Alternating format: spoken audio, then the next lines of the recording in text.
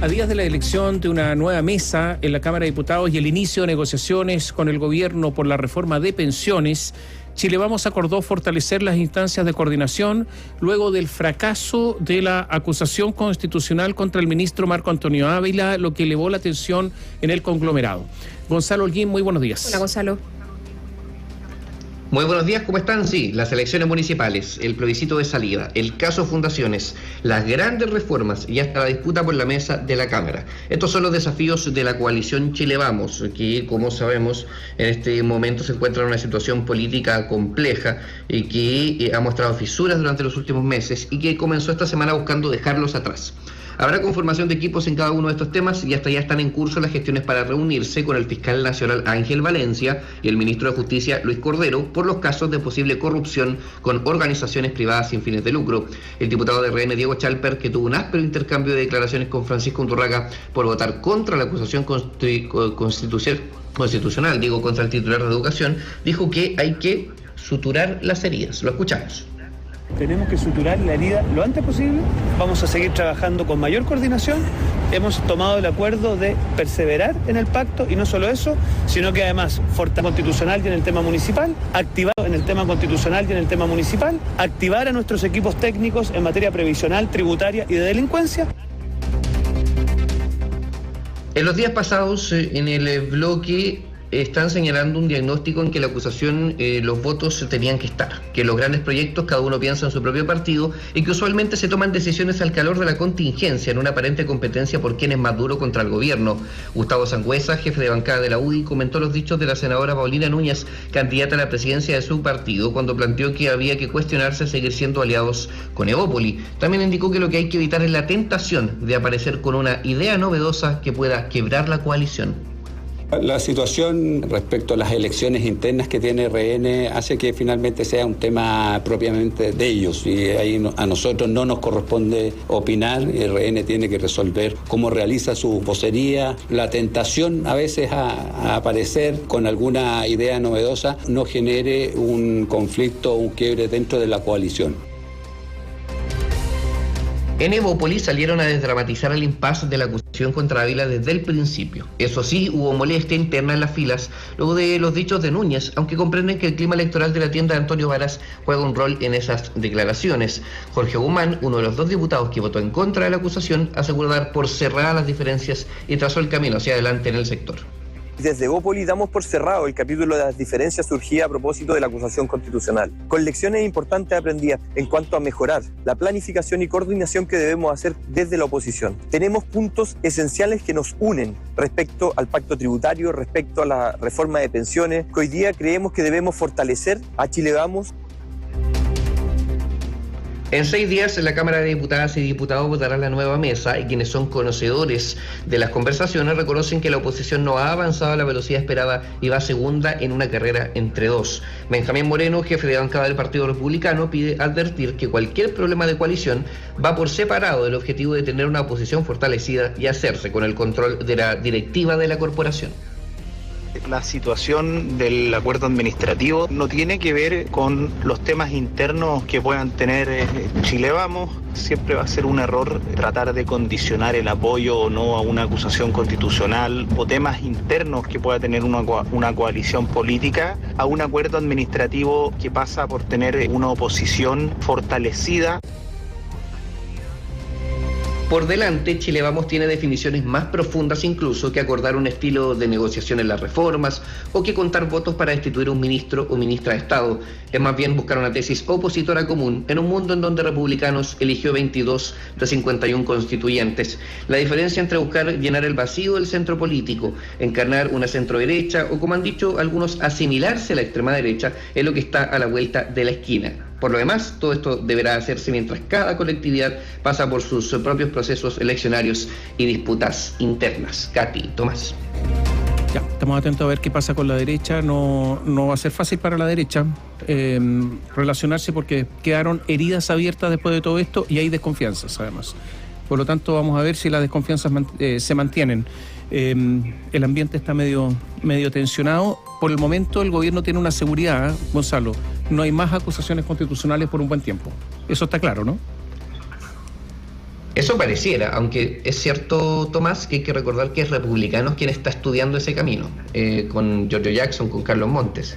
Ellos han señalado durante los días y las horas previas a la votación de Marco Antonio Ávila en los pasillos del Congreso que ellos están conscientes de que lo que estaba pasando, que fue cuando se comienza a desmoronar el juicio político en contra del ministro de Educación, es una señal de aprendizaje para asegurarse primero de hacer el trabajo político, de contar los votos desde muy antes y asegurarse de que sí o sí, al menos haya un argumento real de vulneración a la Constitución y a las leyes en un eventual nivel acusatorio, pero por lo menos, y respecto a lo que tú señalas, en Chile Vamos, no se ve por dónde comenzar a impulsar una acusación constitucional. La definición que deberán tomar es que si Republicanos sigue ese camino, van a tener que ver si es que todos lo apoyan o si es que nuevamente van a optar por caminos separados en donde una bancada decide respaldar un juicio político y otra no. Gracias, Gonzalo. Buenos días. Chao, Gonzalo. Hasta pronto. Hablemos de movimientos políticos al interior del oficialismo, del gobierno. La Secretaría de Comunicaciones del gobierno, que es la SECOM, que dirige Pablo Paredes, que pertenece a Revolución Democrática, que depende del Ministerio Secretaria General de Gobierno, o sea, de Camila Vallejo, Partido Comunista, tiene una nueva incorporación. Reclutó a alguien. ¿A quién? Al exdirector de la SECOM durante el primer gobierno de Michelle Bachelet, Juan Carvajal, socialista, quien regresa al Palacio como asesor externo de la entidad. Claro, digamos que es una figura nueva en este gobierno, pero que sabe mucho respecto de lo que es la Secretaría de Comunicaciones. Es periodista, esto lo cuenta La Tercera, dice que también fue columnista del diario y empezó ya a trabajar, lo hizo el jueves pasado, ha participado de varias reuniones, va a apoyar a Paredes en temas estratégicos, particularmente, y esto es lo que se ha dicho de parte del Ejecutivo, pensando en enfrentar la crisis oficialista por el lío de platas que se originó a raíz de los cuestionados convenios entre fundaciones y el Ministerio de Vivienda que involucra a militantes de Revolución Democrática. Con la llegada de Carvajal se fortalece la presencia del socialismo democrático en el Ejecutivo, coalición que ha reclamado por más espacio en las zonas estratégicas del gobierno. Juan Carvajal, socialista, trabajó 12 años en Imaginación, una empresa de lobby, la más grande de Chile, de comunicaciones también, que es de Enrique Correa, que es cercana a ministros como Carolina Toá y Álvaro Elizalde. Ha asesorado a políticos, a empresas y a figuras públicas en diversas crisis. Tras salir de su empresa, de Imaginación, fundó una empresa que se llama Know-How y asesoró a Blanco y Negro, un rol que también desempeñaba en Imaginación. La verdad es que son empresas hermanas, Imaginación y la empresa de Juan Carvajal. Y recordemos que Carolina Toá y Álvaro Elizalde tienen relaciones estrechísimas con Enrique Correa, o sea, es Enrique Correa también el que está llegando en estos instantes a la SECOM. En su trabajo, la empresa de Correa le tocó enfrentar diversas crisis. Lo dijo en el diario La Tercera en 2020, la crisis con Penta, que fue la más significativa e importante. Correa asesoraba a los dueños de Penta. Hay un antes y un después, fue una de las cosas que generó mayores tensiones y se instaló en la memoria colectiva. Y también situaciones complejas como el caso Corpesca y hasta la crisis del NFP con la partida de Jadwe, dijo. Y en el gobierno dicen que ante las críticas a la gestión estratégica de la Secretaría de Comunicaciones, Paredes hace tiempo que estaba pidiendo a la presidencia reforzar la repartición. En este nuevo rol, Juan Carvajal va a reportar directamente a Pablo Paredes, con quien ya tiene una relación de confianza, ya que venían, dicen, conversando hace meses. El periodista en sus entrevistas y columnas, es columnista de La Tercera, ha sido crítico del gobierno de Boric. Son una nueva generación que ha demostrado que no sabe gobernar, que comete errores permanentes y que tiende a sobreideologizar casi todas las cosas. Lo había dicho en Radio ADN en enero. Y en una entrevista con Exante, el mismo Carvajal había dicho y manifestado sus reparos incluso con respecto de lo poco empoderada que a su juicio estaba la Secretaría de Comunicaciones de esta administración. Creo que a la SECOM no le han dado el espacio que corresponde para hacerse responsable de las comunicaciones generales. No sé cuánta relación tenga la SECOM con los ministros, por ejemplo, ni sé si participa en las evaluaciones. Regresa un histórico, podríamos decir, de la SECOM a La Moneda. Y hablemos de lo que pasa con los 50 años, a poco menos de 2 meses del 50 años de la conmemoración del golpe militar, a poco menos de 2 meses del 11 de septiembre, distintas oficinas ministeriales del gobierno están volcadas en tener todo lo relativo a esta conmemoración lista para esa fecha.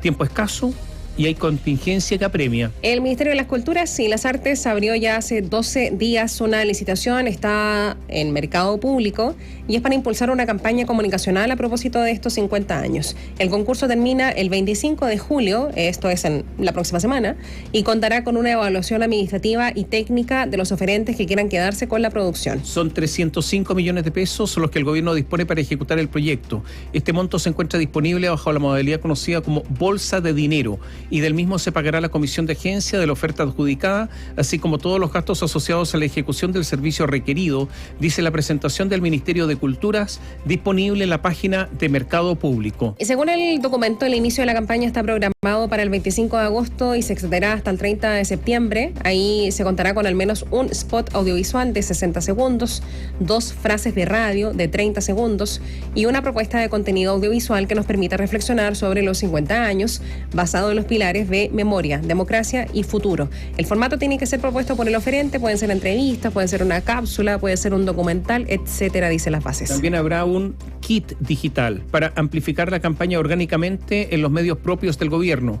Se debe entregar como parte del servicio que se adjudique el siguiente material: piezas gráficas para implementar plan de medios y medios orgánicos gubernamentales, todas las piezas audiovisuales en formato digital y aptos para emisión en televisión. La conmemoración de los 50 años del golpe se ha transformado en un tema complejo para el gobierno, especialmente después de lo que pasó con la salida de quien fue el asesor presidencial para este hito, que estaba a cargo de dar un relato a esta instancia, que es Patricio Fernández. En el Partido Comunista y en las agrupaciones de víctimas de violación de los derechos humanos presionaron para la renuncia del periodista, luego de que afirmara en una conversación con el sociólogo Manuel Antonio Garretón que la historia podrá seguir discutiendo por qué sucedió o cuáles fueron las razones o motivaciones para el golpe de Estado. Eso lo vemos y lo vamos a seguir viendo, dijo en su momento. Ahora va a haber distintas licitaciones. Esta es la licitación del Ministerio de las Culturas, pero hay otras licitaciones con respecto a los 50 años que tienen otros ministerios. Aproximadamente en estos instantes se están licitando unos 700 millones de pesos para efectos publicitarios. Siempre primeros en informar. Radiograma. 9 de la mañana, 10 minutos. Diputados de Chile Vamos presentaron una denuncia en el Ministerio Público por supuestos sobrepagos en raciones de alimentos por parte de la JUNAEP. Exmiembros de la Comisión Revisora de la fallida acusación constitucional contra el ministro de Educación esperan que la Fiscalía aclare la situación, descartando que exista un delito. El informe es de Gustavo Marín. La denuncia presentada por los diputados de Renovación Nacional, Diego Chalper y Hugo Rey, y el legislador de la UDI, Juan Antonio Coloma, busca que se aclare un supuesto sobrepago en licitaciones de raciones de comida que no se entregaron por parte de la Junta Nacional de Auxilio Escolar y Becas, la JUNAEB. La acusación la presentó en la Comisión Revisora de la Acusación Constitucional contra el ministro Marco Antonio Ávila, el director del organismo durante el gobierno de Sebastián Piñera, Cristóbal Acevedo, quien sostuvo, sin exponer pruebas, que el servicio pagó 3.500 millones de pesos por solo 30 colaciones. El parlamentario Diego Chalper señaló que cuando se paga por un servicio o por raciones que no se entregan, en la práctica se está ejecutando una malversación de recursos públicos. Y por lo tanto lo que la Fiscalía va a tener que investigar, y para eso esperamos que haga todas las diligencias, si efectivamente se ha hecho o no entrega de las raciones supuestamente pagadas, porque usted comprenderá que si es efectivo que se ha pagado millonarias sumas de dinero por raciones que en la práctica no se han entregado, estamos en presencia de un delito funcionario tremendamente grave. El diputado independiente de la bancada del PPD y expresidente de la Comisión Revisora, Héctor Ulloa, dijo que espera que el Ministerio Público aclare si hubo irregularidades en la licitación de colaciones efectuada en el 2022. Mientras que el legislador socialista que integró la misma instancia, Juan Santana, afirmó que Chalper se equivocó al utilizar este supuesto caso de mal uso de dineros públicos con fines políticos. No podríamos haber dado por acreditado algo que recién hoy día están ingresando diputados de Chile Vamos como una denuncia, y es de esperar que el Ministerio Público determine si hubo o no irregularidades. Lamentablemente, hace algunos días atrás se quiso utilizar esta supuesta información con fines políticos en el marco de la discusión de la acusación constitucional.